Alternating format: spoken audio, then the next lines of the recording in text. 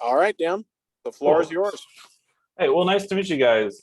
It's good to chat with you. So I'm one of the producers and sometimes reporters with Unicorn Riot, and so I've been with it since the beginning. So I've been involved in this for like about 6 years, and I learned how to do live streaming using mobile transmitters and stuff like that way back around like 2011 or so. So I've been involved in this kind of for a while. It's definitely a different style of sending out video than I think television stations use, but it's really served us pretty well, and it's also not that complicated. So I can actually give you a pretty good rundown pretty quickly. And I'll just mention that besides how our little system works, like I thought it was interesting earlier this year, like we streamed out the Derek Chauvin trial from court, and we were able to connect to the systems that were provided by Live View, and I was able to connect those to shoot. Now I forget the name of the software. Oh God, it's a really good mixing software. Which name? It's completely vmix. Vmix is the Okay. software. Excuse me. Excuse me, Dan. We see the ceiling in your place, but we can't Oh yeah. see below your Oh mouth. yeah. Yeah. Let's see here. I do have the gear right here, so it's all right. Thank you. We're traveling right now. We're actually we've been covering the trial in Charlottesville, so we're expecting court to actually end like within the next couple hours. So I'm gonna probably have to bounce out pretty quick, but I think I can run this all down pretty quickly. This is our lovely hotel. So vmix worked really well covering the trial, and it let us kind of mix bumpers and the stuff that we'd previously recorded, and we could also mix in from our live media systems to sort of split screen with the trial a few times, and that was cool. So I thought that was great for composing something that looked more like a channel. And so because usually what we do ends up kind of being presented in sort of a more raw format than that when we go live. Basically the heart of our system is we just use something called Teradek Core. Teradek makes really nice portable hardware that just encodes video signals from cameras, and then their Teradek Core cloud service then lets you connect out to YouTube, Facebook, Twitter Live. We started doing Twitch, and what I also found is I could send it out through SRT feeds into vmix, and then send it back from vmix back into Teradek, and then connect to our social media services that way. And so that was, and using something called Teradek Core Cloud Sputnik servers. And so that was a nice way we could sort of send things in and out. But normally we just like take it straight in from like the video camera, the encoder, and then straight out to our social media services. Really fairly simple, not too many intermediate steps. So I have one of the encoders here. I've got it plugged in. By the way, it takes USB power delivery to charge. So I got it charging right now. And so this is a VidiIU made by Teradek. And so it has 4 SIM cards and little antennas that break sort of easily on this next to the SIM cards. And then it has HDMI input, and then we're starting to upgrade to SDI. But we just kind of for years been using really tough little Panasonic cameras like the HCV 770, and then just plugging these very pesky HDMI cables that are easy to fall out in the process. But we're upgrading to SDI now, which is good. So the Teradek system, like, it's actually fairly easy to use. It's just like on the screen, you log into your Teradek Core account, and then when it powers up, it starts to open the connection to the remote server, and then you just have it, connected to your video camera. Here's one of these Panasonics I can show you. Set up on a shoulder rig, very simple, really. And you just pop in the HDMI, mini HDMI right there. It then plugs right into this thing, and then I just literally just like screw it onto the mount and then can run around with it. This also can connect to Wi-Fi, so it's basically a bond, like it splits the signal to the potentially 4 SIM cards and a Wi-Fi puck. So that's like 5 signals or 5 kind of splits potentially. And then what's nice is that when there's network congestion, one signal will drop, the other one's maintained, and the frame rates are really good, stays up in HD, works really well. So that's been pretty resilient under most like network conditions, I would say, and it lets us, you know, try to maintain like 720p, you know, potentially up to usually 4 megabits looks really good. And then we also have a larger encoder back in Minneapolis called the Bond, and the nice thing with that one is it can change the bit rates a little more smoothly. This one you can change the bit rate remotely, so someone is always kind of running Teradek core like remotely, aside from the person that's, you know, sending the video from the field. This one kind of like will sort of drop for a second if you change the bit rate, but the Bond backpack is really nice because it like can just change the bit rates. You know, you can just do it yourself depending on, you know, you can see if there's congestion or if it's dropping frames, so it's really very flexible. And then besides that, you know, we have a typical Rode mic, you know, the famed Unicorn Riot microphone. This is a Sennheiser EWG4.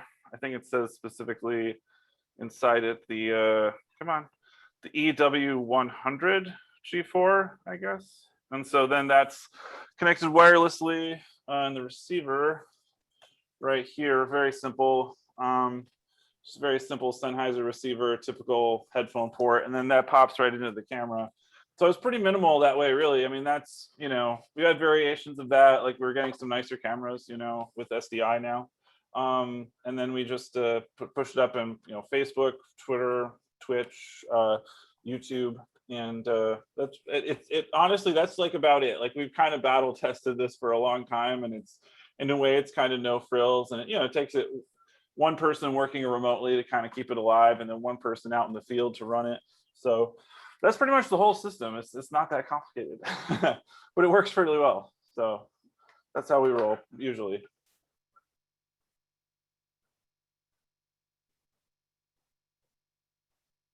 And you know, it's resilient, I guess. Like it's nice to have like, you know, smaller cameras that are more maneuverable and stuff. And I think that like that's helped, you know, get good field interviews to people and stuff like that. Like it's you know, sort of fluid, right? It's pretty adaptable.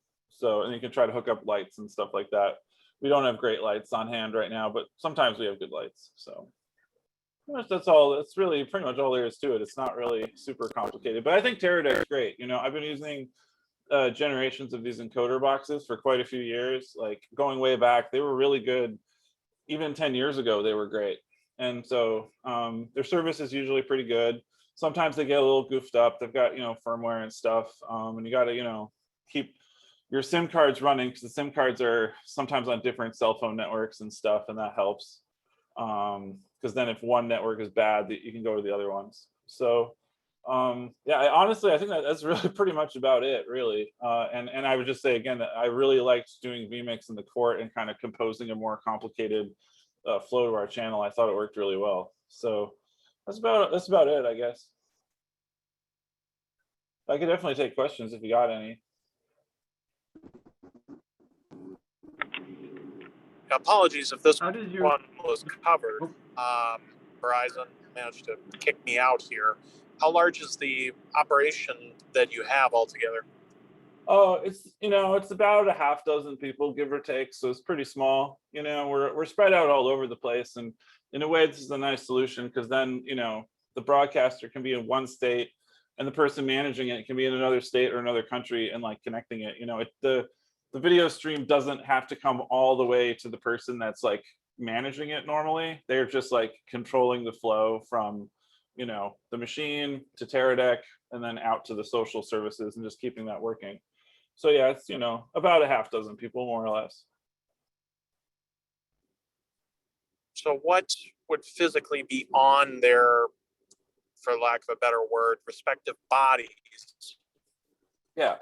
When Yeah. some on the 35W, there's a lot of network traffic, or up at line 3 when infrastructure is hard to come by. Yeah, that's true.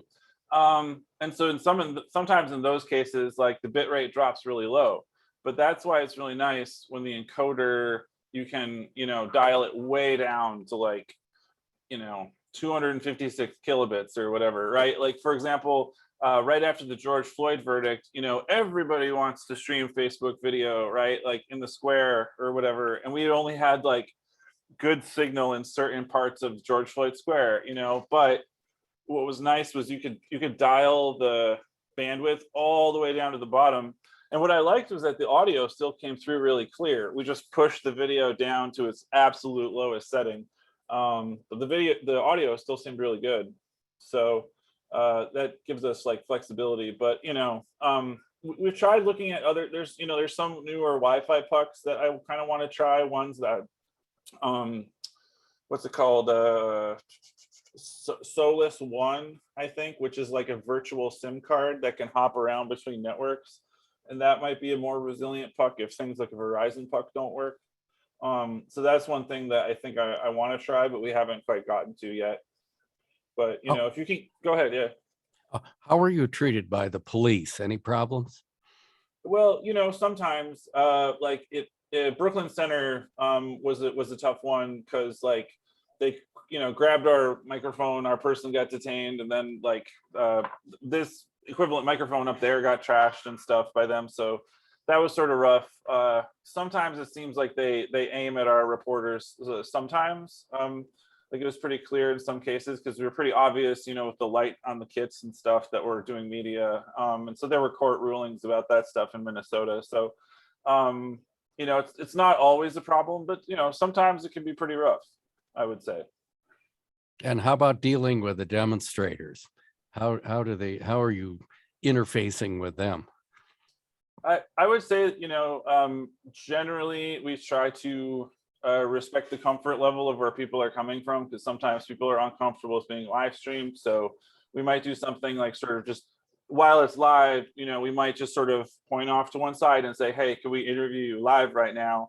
And some people would like to, and some people would not like to. And so if you just kind of give people a little space, sometimes people just want to talk off camera. They'd like to say what they want to say without being filmed, but just be live audio and stuff.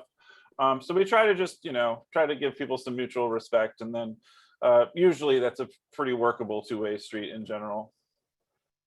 And it helps if there's an extra producer who can go around and talk to people, and sort of say who wants to come talk, so that helps a lot if we have the manpower.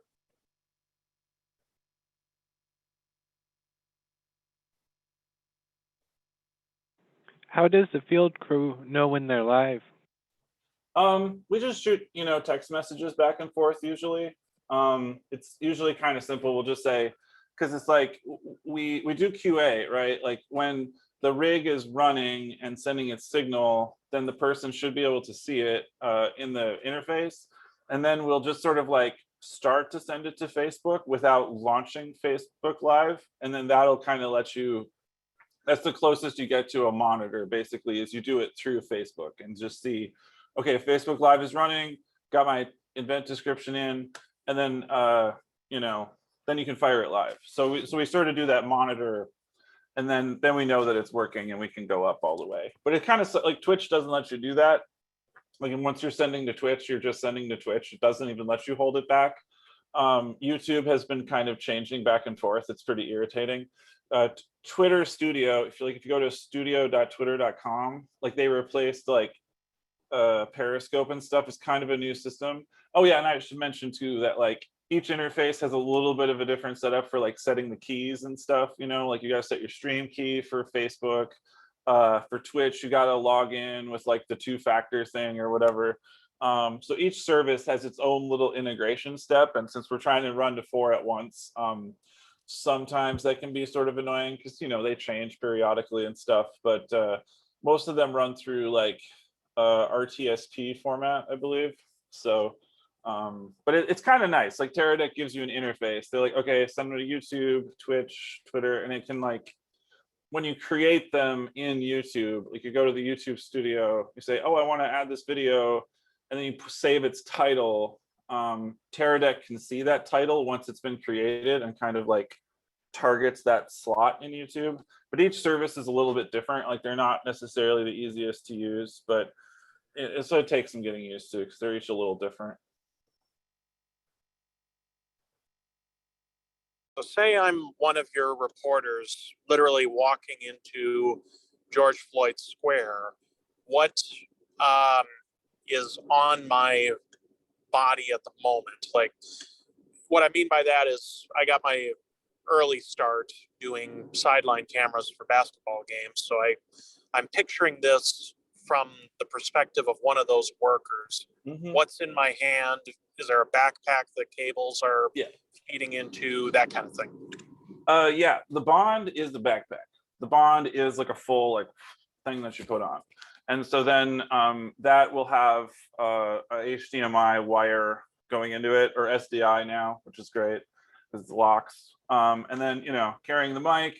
And then if I'm with this kit, with this VidiIU Go, which is a smaller Teradek, then it's just like, you know, screwed to the shoulder rig here. Like I said, it's just kind of, you know, just kind of screw it in. Maybe try to rig up an external battery, right? That helps if you're going to be going for a while. And you know, and having extra batteries, obviously, like the wireless mics take AA's, and these other things usually can charge off of you know, USB or USB power delivery, which is the new USB power. So yeah, that's really all it kind of takes, is just the wireless transmitter and the receiver that's connected to the camera. So it's you know, it could be a fair bit. Like personally, I prefer to go with the monopod. I feel like the stability comes out better. I think monopods are great, but you know, we do have a heavier tripod if we're going to be like set up somewhere and not running around a lot. So it's pretty portable. It can run, you know, it can be tiring to carry it for a few hours. The ergonomics aren't always great, but it's been pretty versatile, been pretty mobile. So, and I remember back in 2011, in the earlier generation of this stuff, when I worked with like Occupy Wall Street Media stuff, like we were just taking used like Dell laptops, opening them up, putting slightly better CPU chips in them from eBay, and then installing you know, webcams, the predecessor of this webcam, running that to the USB port, you know, and then connecting that to a clear spot from a clear spot Wi-Fi, because that was like uncapped and had cheap, you know. And so we basically were carrying our laptops in our backpacks with webcams, and that was how we sort of started this. And then we were able to get the earlier version of these Teradek encoders and have like much better looking stuff, because that let you send a signal straight out. And then Teradek built their backend cloud service to kind of make it easier to like syndicate the video out. So we used to use livestream.com because like these encoders can also just send it straight to livestream.com before Vimeo bought Livestream. So that was our earlier generation, was kind of built out of that older workflow. I might have missed this, but are you a Twin Cities guy or what? I was. I'm living in Philly now, but I'm definitely from Minneapolis. I moved out to the East Coast some years back, but I'm definitely from around there for sure.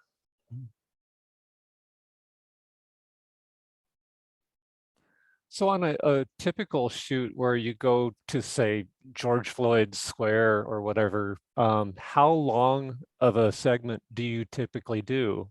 Just a few minutes or like hours? That's a great question. Sometimes, you know, sometimes we'll go pretty long, right? Because like it can be really nice if people are in a contemplative mood, right? And just sort of sitting around talking about things, then we can sort of like join those conversations and sort of just be like, you know, something that's not paced like a protest. I mean, it's a little more reflective, you know? So that could go for, you know, 45 minutes, an hour, 90 minutes, whatever. When something really intense is going on, we could try to go longer. You know, we've gone for 5 hours at a time, stuff like that. It can be a little hard dealing with the batteries, but in theory, the equipment works. You know, sometimes, obviously, when it's really hot, it can overheat. We've had HDMI cables melt before. That was pretty rough. So that kind of thing happens. But yeah, and sometimes it can be shorter. So I think like what we're gonna do here, and I'll have to get ready in a minute for it.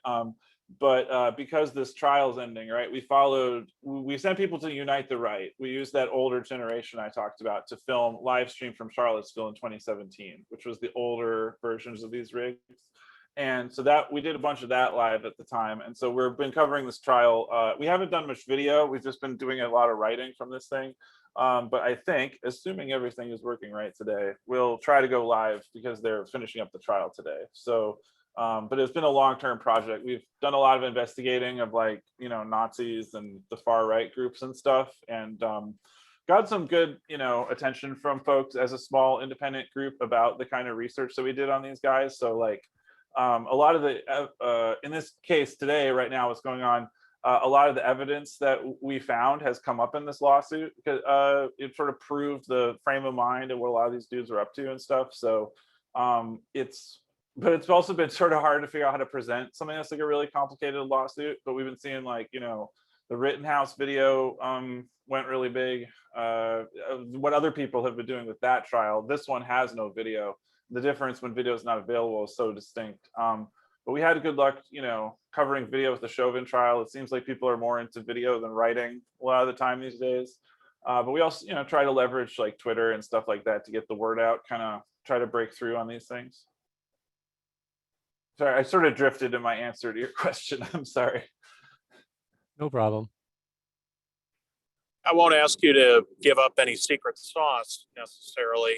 That's How do the you secrets. How That's do how it you, all works.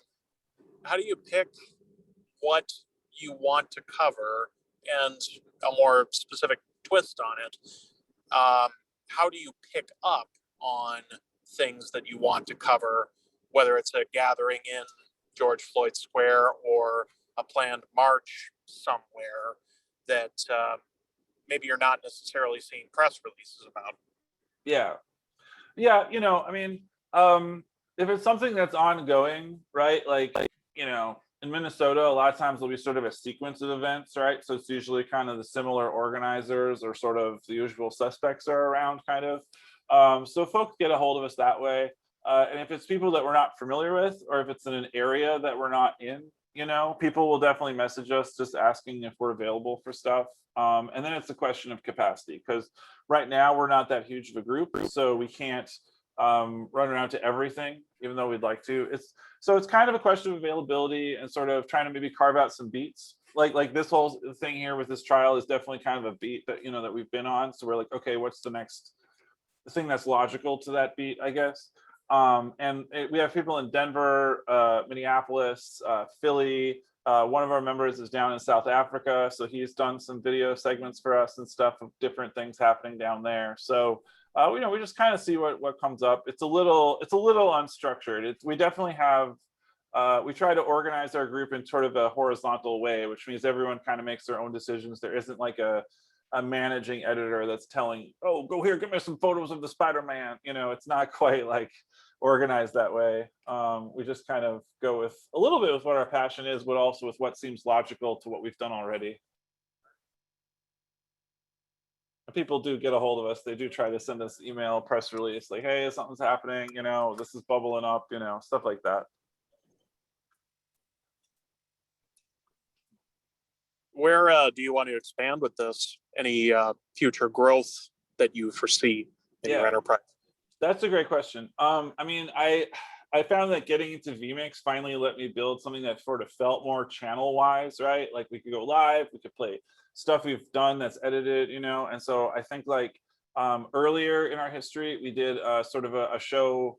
We did a live show, and we sometimes take questions online and stuff like that and sort of interact with the audience more. So I'm hoping we get more into that, right? Like I think that like we'll have a better time if we do more interviews, more live interviews, stuff that isn't necessarily running around in the field to the next protest. So it's hard to get that together logistically with a small group of people.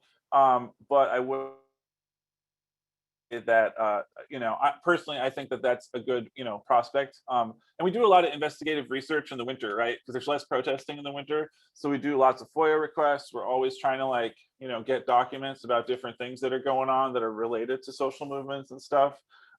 So winter is kind of a not so much the protest season, and so we just kind of like really try to do a lot of research. But I think it's also a good season for interviews. So I think that we'll try to I think we'll probably try to do more in that direction, is sort of what I'm thinking right now. Yeah, you kind of read my mind there. I was curious what kind of post-production things that you were up to when not in an immediate live setting. Yeah. We use Adobe Premiere and pretty normal systems. Like one thing I want to try to do more is like that you can make presets from Premiere and run them into like Adobe Rush on like iOS phones. So if you get a good like package put together, you can like use them through the phones, and then cut like a video like on mobile without having to like fiddle with where the bug is on it, So I think that, to me, that's probably a good idea to get us a little more mobile. So that's definitely yeah, I think that's sort of what we're looking at for the most part. It's a little unstructured right now. I think once this trial is done, we'll sort of step back and think what our next moves might be. But yeah.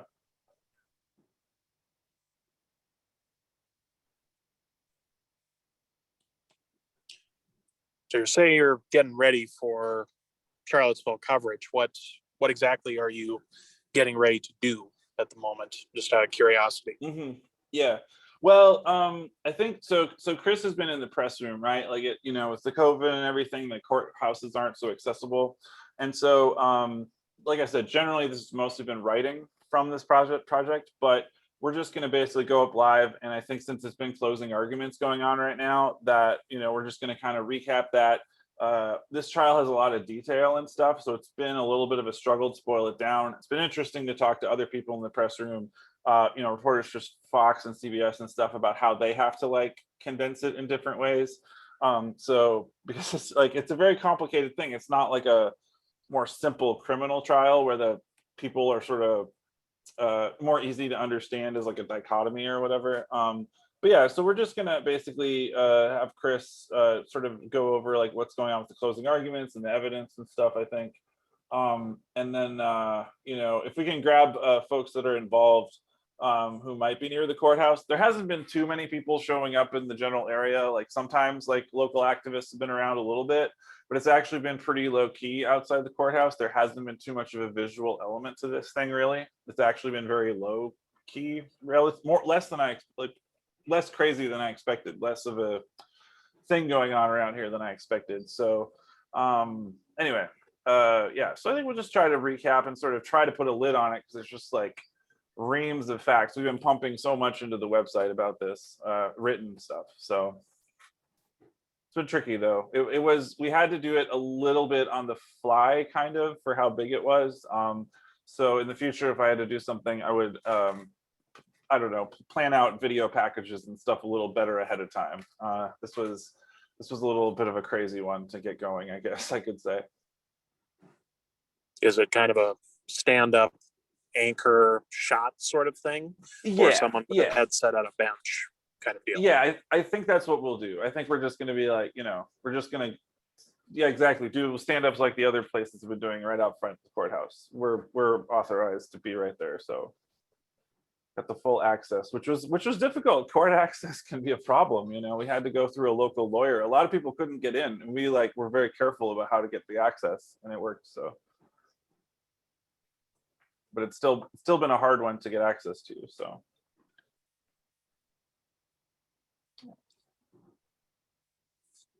hard one is in like a lottery situation, or just lots of rules to that through? did happen. Yes, that happened earlier today. So I had to run out and grab lunch and bring it down, because they were like, there's more people signed up than the seats today. So I made sure to get Chris's lunch so he wouldn't like lose his spot in there. And I was like, oh God, that's ridiculous. So yeah, it's been tough. This one was tough. So he's been down here every day, and I've just sort of been coming down to visit, help, and like try to do some stuff. I am going to try to like put together a better edited video, and video editing takes so long, and like that's what's nice about live streaming is like you get it done and it's out, and then it's like how it is when you're editing, you're just like, oh my God, I can change this or that, and it can take so long. So that's an appealing thing about live streaming, is that it's a little rigmarole to get the machinery working, but once it's working, it's out. You don't gotta mess with it anymore. When you're done with it. Just like you can embed it in the website, make a copy in YouTube, and because once you create it in YouTube, like that's a video in YouTube when you go offline. So that makes it easier, and then you don't have to spend time with your editing, because how long it takes. So there's that.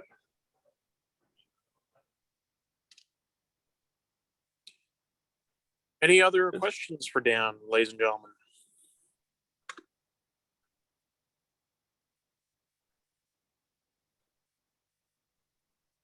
Cool. Well, I was just gonna say, like, I do find it very interesting how you guys like approach doing video stuff. I have some level of training experiences before I started doing this, but I'm definitely curious to learn about video mixing and the machinery that's involved in doing stuff that has the higher production values, whether it's the lighting, all that kind of stuff. So I'd be very curious to learn more about the approach that you guys have to this stuff. We have our own kind of idiosyncratic way, but we try not to overcomplicate it. So that's how I'd summarize it, I guess.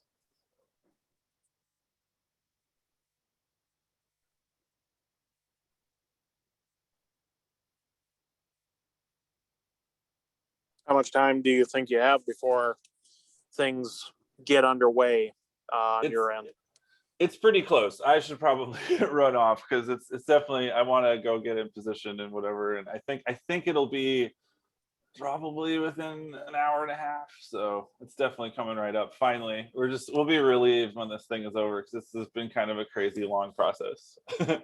So it's been a 4-week trial. It's crazy. Like, we went all into it because we've been covering this for so many years, but it's very unusual to have a trial go this long and this complicated. So, and we've just been up so close to it for years. So it's crazy to see it all play out and this close at hand. I'd imagine the hotel you're staying at must love you right about now. Oh yeah, they're thrilled. They're like, oh, what do you need? Yeah, whatever. So it's pretty good. We're finally done this week. So yeah.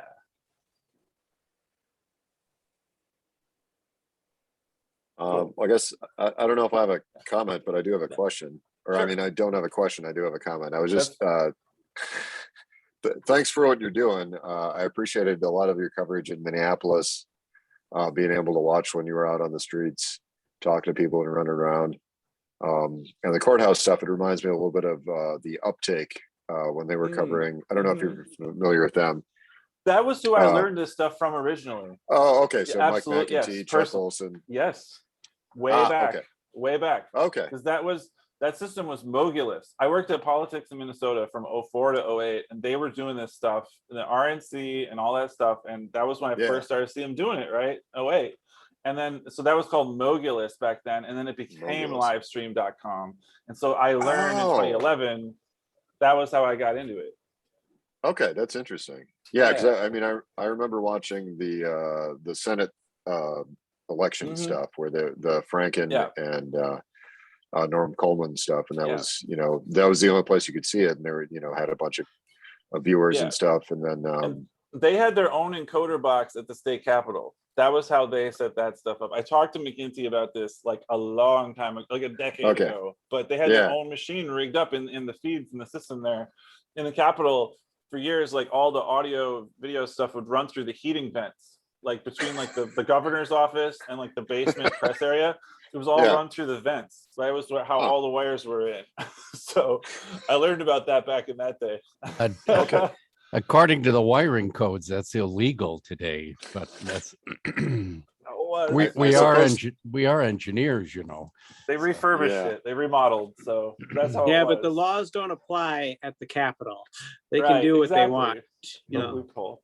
The loopholes. Open meeting laws don't apply to the people who make the laws. Make the laws. Yes, we've run into that. Right, and this court access is crazy. Like, it's been really restricted. Like, the video signal in there between like the court and the press room is really janky. Like, the overheads don't work. You can't really see. You can see half the evidence. It's crazy. So I'm like, come on, it makes the legislature look like super open, I guess. But yeah, so so I was really into that stuff in those days, and that's what got me eventually to this point, going way back. So yeah. But cool. I should probably run. I've got to go deal with this stuff. But it was really nice to meet you guys. I think it's very cool. I think it's great to just sort of go out, talk to people, kind of bring this stuff, try to do it a little bit of a new way. So it's been fun. Just quickly before you go, what do you take inside the courtroom for coverage inside there for that press area? They said, give us a list of all the equipment you're bringing, and then the marshal's like, make sure your laptop is open in the metal detector. But they were just like, yeah, you can bring a phone and a Wi-Fi puck and a laptop. And so Chris and he's been there most of the time, but I've been a few of the days just typing on the computer and using a phone when you need it. And so they carved out that process for the press access. So, which could be worse. Some courts don't even let you do that. They make you go tweet in the hallway. Don't give you like a room to work out of. So the room is the grand jury room, and the seats are unbelievably uncomfortable. It is the worst ergonomics you could imagine. It is. They're like broken and like tilting, and you're just like, oh my god. So, and you're watching this like fuzzy like 480p like old pan camera feeding from the courtroom, and then bad overlays that don't show the whole evidence. I'm just like, whoa. Oh, it's extra janky at this courthouse compared to some. So but it's almost done. Great PSA for jury duty, and great metaphor for the openness of our court system to end it on, I guess. Yeah, absolutely. And it's like, I just want to mention this, like Samuel Alito gave a speech at Notre Dame like maybe 6 weeks ago or whatever, and the college was like pressured to like put up a live stream, and like one guy made a thread on Twitter of like clips of that, but the whole video has disappeared. I asked people at the CNN and Washington Post at this thing, did anyone get the Alito speech video? Like it was on live stream and they pulled it, and I'm just like, oh my god, like Alito's giving secret speeches. So if any of you guys through your network could find the whole Alito speech from Notre Dame like October 28th or whatever, it's like gone. And I'm just like, these courts and these videos, like seriously, I was like, come on. So that was crazy. I just had to point that out. I'm like, oh my god. Well, we should let you run. Any other questions for this man?